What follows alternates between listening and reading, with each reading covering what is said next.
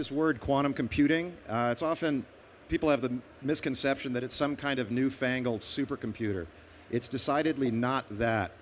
Quantum computers allow us to access hidden features of nature, new dimensions, and if we can access these sort of hidden dimensions at scale, we could have unimaginable computing power. Years there, I got sent pajamas, a whole bunch of stuff. You know, there's lots of interesting things that happen when you build something like a quantum computer. But just as an aside, because I thought it was funny, one of the interesting things that's happened from the D-Wave story is there's this gigantic conspiracy that's arisen on the internet that goes like this. So D-Wave built quantum computers. The way that they work, if you know how this works, is one of the interpretations is that you tap into these parallel universes and they do computations. Sounds really weird. But what you've heard about AI is not what we mean by AI. What we mean by AI is a software system that can do literally anything that a human can do. Literally anything. And obviously, computers are better at things than people in lots of different ways. So now imagine, not only can they do everything that a human can do, but they can do everything that the best human at any task could do better than them. So imagine there was the mental Olympics of the 100-meter dash, and Usain Bolt is the fastest person. Now imagine that's some kind of a mental thing, like writing a novel or writing whatever. Imagine now that the thing is so much faster than Usain Bolt, like for example, it's a spaceship. Yeah. It's still doing the same thing, but it's doing it so much better because we're limited, because we're people. So what Kindred is trying to do is solve this problem. How do you build machines that are better than people at everything? Now there's a mental block that we have here when we think about this. Because when you think about that, one of your questions might be, for example, what are the applications of this? So imagine this. Imagine, for $10, let's say, I could build a machine, like a little robot that had fingers and eyes and all that, and it could do your job better than you, no matter what it is, and I could sell that to your employer for, say, $15 and make a profit, instead of having to pay you $100,000 a year. Now imagine that was true for every single job. So that's what we're talking about here, is a complete and utter transformative change that of the likes of which has never been seen before in the history of humanity, making the Industrial Revolution look like a little tiny blip on the path that humans have taken from when we emerged from the ooze a few billion years ago. We are right on the verge of that transition now. So this guy, Rich Sutton, is one of the most famous people in the academic world of AI. And like many, when asked, when will this happen, he says things like this. 25% chance within 13 years of this thing that I'm talking about. You know, when you think about what you read on the news, you know, CNN, BuzzFeed, whatever, they're all kind of the same nowadays. Think about how unimportant that thing is that you're reading if this is true.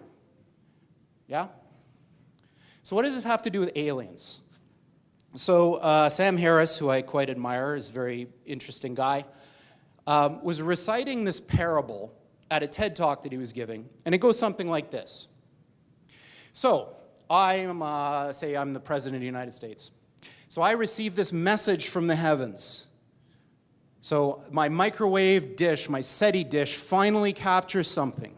And what it says is, in 50 years, or 13 years, we're coming to your planet. You gotta be ready. Now just imagine what would happen if that happened. A super intelligent alien race beamed down a message to all of us Earthlings saying, we're coming July 13th, 2030, and boy, you better be ready because the mothership is landing right on the front lawn of the White House or wherever you wanted to land on that day. The amount of resources that would be marshaled to try to figure out what to do would encompass the whole world.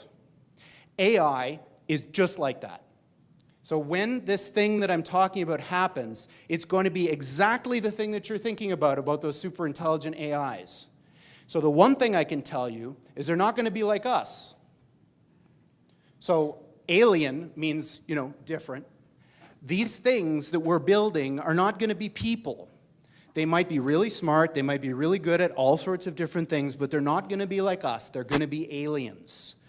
And they're going to be, I'm sorry to say, way smarter than every single person in this room in what we can't even comprehend.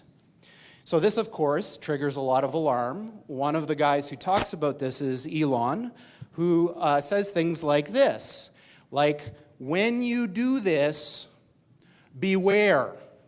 Because you think, just like the guy in the stories, that when you do this, you're going to put that little guy in a pentagram, and you're going to have your holy water out, and you're going to wave it at the thing, and by God, it's going to do exactly what you say and not one thing more, but it never works out that way.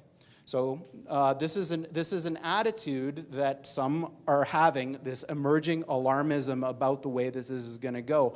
But these words, demons, doesn't capture the essence of what's happening here.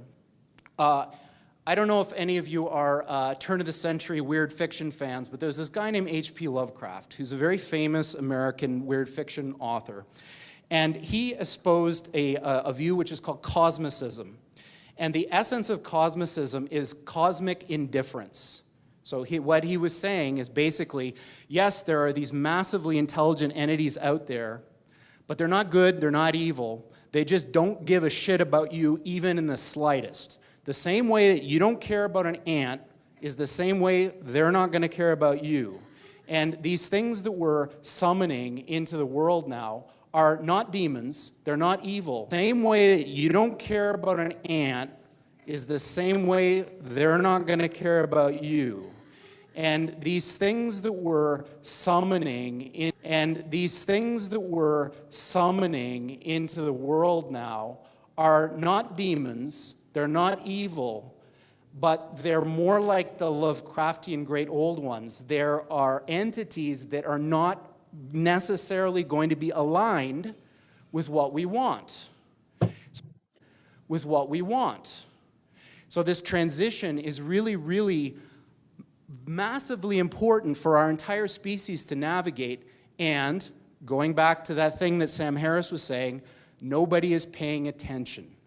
This thing is happening in the background while people bicker about politics and what's going to be in the healthcare plan in the US.